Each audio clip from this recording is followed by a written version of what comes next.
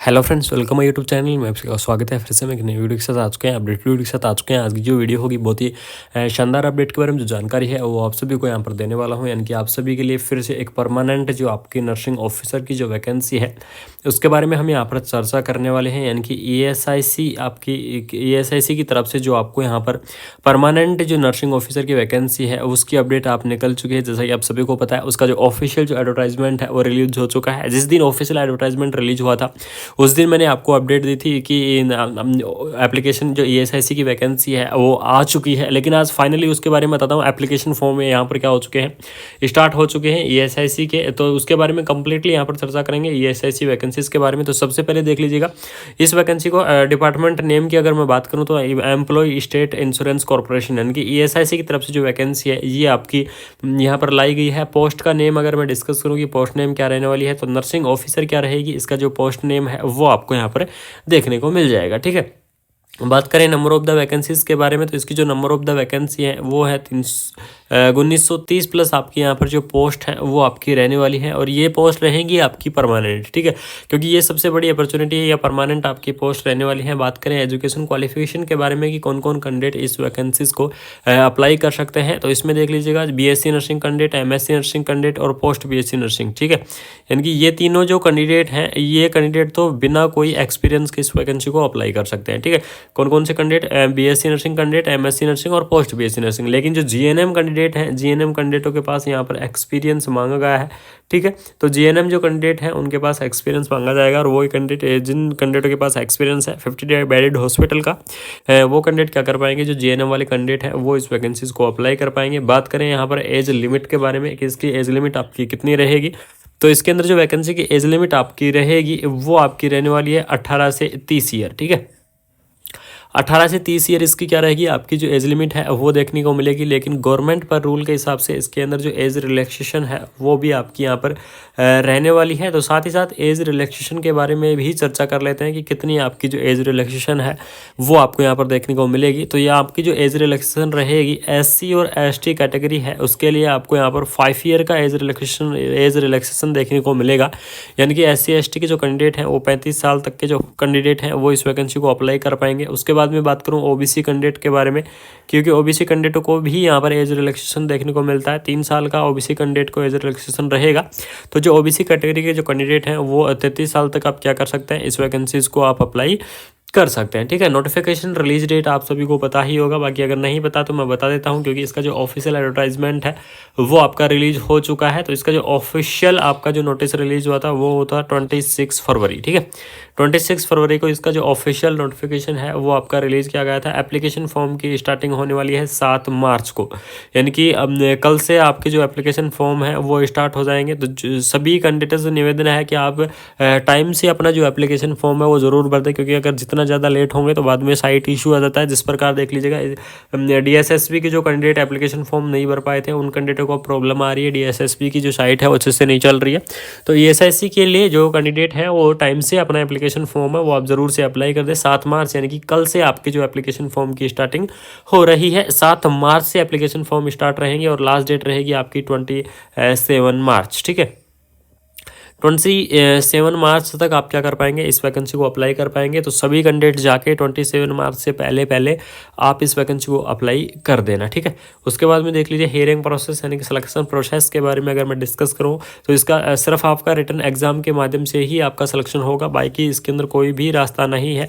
और ESIC की जितनी भी वैकेंसियाँ आई हैं आज तक उन सभी के अंदर सिर्फ रिटन एग्जाम ही हुआ है, अन्य किसी भी मेथड के माध्यम से यहाँ पर सिलेक्शन नहीं हुआ है। तो आपको रिटन एग्जाम देना पड़ेगा। एप्लीकेशन फॉर्म की अगर मैं यहाँ पर डिस्कस करूँ तो एप्लीकेशन फॉर्म रहेगा आपका ऑनलाइन मोड। ठीक है, यानी कि ऑनलाइन मोड आप अपना जो एप्लीकेशन फॉर्म है उसको आप अप्लाई कर सकते हैं। जॉब लोकेशन की अगर मैं बात करूँ तो ऑल ओवर इंडिया कहीं पर भी आपकी जो जॉब लोकेशन है वो आपकी हो सकती है। ठीक है, यानी कि ऑल ओवर इंडिया के अंदर आप आपकी जॉब है वो मिलने वाली है। नेशनलिटी इंडियन रहेगी। देख लीजिएगा सिलेक्शन प्रोसेस मैंने आपको ऊपर बता ही दिया है कि सिलेक्शन प्रोसेस इसका क्या रहेगा। रिटन एग्जाम आपका जो सिलेक्शन प्रोसेस है वो आपको यहाँ पर देखने को मिल जाएगा। ESIC की अगर मैं ऑफिशियल वेबसाइट की बात करूँ तो ESIC.nic.in क्या है, इसकी ऑफिशियल वेबसाइट है। लेकिन जो एप्लीकेशन फॉर्म है अब की बार जो सबसे बड़ा यहाँ पर क्राइटेरिया आपका रहेगा, ये ESIC की ऑफिशियल वेबसाइट तो ये है, लेकिन अब की बार जो एप्लीकेशन फॉर्म आपके भरे जाएंगे वो भरे जाएंगे upsc.com, ठीक है। इनकी यूपीएससी की जो वेबसाइट है वहाँ से अपना एप्लीकेशन फॉर्म भरा जाएगा ईएसआईसी का, क्योंकि इस बार जहाँ तक हो सके यानी कि जो ईएसआईसी की वैकेंसी है उसको 99% यूपीएससी की तरफ से यहाँ पर करवाया जाएगा। यानी कि पेपर बहुत ही अच्छा खासा आने वाला है, क्योंकि अब की बार जो एग्ज़ाम है जहाँ तक संभव हो सके इसका जो एग्ज़ाम यूपीएससी की तरफ से यहाँ पर कंडक्ट करवाया जाएगा।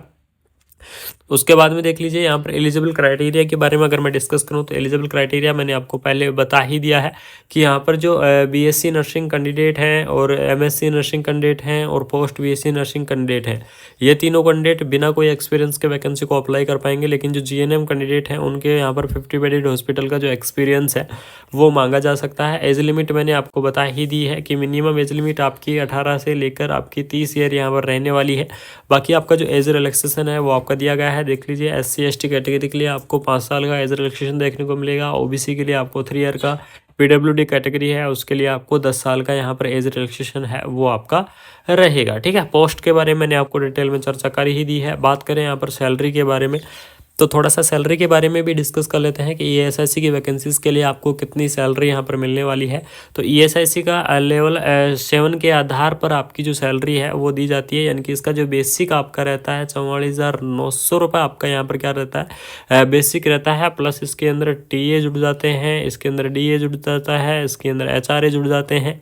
तो वो सारी चीज़ें जुड़कर और उसकी सैलरी आपकी 75,000 के आसपास यहाँ पर पहुँच जाती है, ठीक है। यानी कि ईएसआईसी की जो सैलरी रहेगी वो आपकी 75,000 के आसपास यहाँ पर जो सैलरी रहेगी, और वो सैलरी बढ़कर 142 तक भी पहुँच सकती है। लेकिन वो प्रमोशन होते जाएंगे और आपकी सैलरी में इंक्रीजमेंट होता जाएगा। How to apply for the ESIC nursing officer की जो एप्लीकेशन फॉर्म है उसको आप किस प्रकार से अप्लाई कर सकते हैं, तो आप सभी को पता है अब की बार आपको कुछ अलग तरीके से यहाँ पर ईएसआईसी की वैकेंसी के लिए एप्लीकेशन फॉर्म को अप्लाई करना पड़ेगा। इसकी जो ईएसआईसी की जो ऑफिशियल वेबसाइट तो आपको यहाँ पर दी गई है, लेकिन जो एप्लीकेशन फॉर्म है वो आपको upsc.online.ac इसकी जो वेबसाइट है उसके ऊपर से आपको जो एप्लीकेशन फॉर्म है वो आपको भरने को मिलेगा, ठीक है। यानी कि यूपीएससी की साइट के ऊपर से आपको एप्लीकेशन फॉर्म भरना है। एप्लीकेशन फ़ीस की अगर मैं बात करूँ तो 500 रुपये आपका जो एप्लीकेशन फ़ीस है वो लगने वाला है ईएसआईसी के अंदर, ठीक है। ये वैकेंसीज थी कम्प्लीटली, लेकिन इसका जो मेन मकसद क्या था, यानी कि इसका मेन मकसद यही था कि 7 मार्च से एप्लीकेशन फॉर्म की स्टार्टिंग है, तो कोई भी कैंडिडेट एप्लीकेशन भरना ना भूलें, क्योंकि 7 मार्च से लेकर 27 मार्च तक आप इस वैकेंसीज को अप्लाई कर पाएंगे। तो सभी कैंडिडेट टाइम से ही, यानी कि सबसे मेन यही है कि सभी कैंडिडेट टाइम से ही अपना जो एप्लीकेशन फॉर्म है उसको फिलअप कर दें, क्योंकि बाद में कोई आपको प्रॉब्लम ना आए, कोई परेशानी ना झेलनी पड़े। क्योंकि बाद लास्ट के 7 डेज़ के अंदर साइट का बहुत ही बड़ा इशू रहता है, बिल्कुल साइट नहीं चलती है। तो जो भी कैंडिडेट इस वीडियो को देख रहे हैं, जो भी मेरे साथी इस वीडियो को देख रहे हैं, तो वो जल्दी ही 7 मार्च या 10 मार्च तक अपना जो एप्लीकेशन फॉर्म है उसको आपको फिलअप कर दें। बाकी अगर किसी कैंडिडेट को कोई डाउट है तो कमेंट बॉक्स के अंदर बता दें, या फिर व्हाट्सअप ग्रुप टेलीग्राम चैनल से जाके जुड़ जाएं, वहाँ भी आप जाके बता सकते हैं। बाकी अगर वीडियो अच्छी लगी, इन्फॉर्मेटिव लगी तो चैनल को सब्सक्राइब कर दीजिएगा, अपने फ्रेंड सर्कल के अंदर रेगुलरली शेयर कर दीजिएगा, जिससे ऐसे ही अपडेट वीडियो हमारे पास टाइम से लाते रहेंगे। जय हिंद।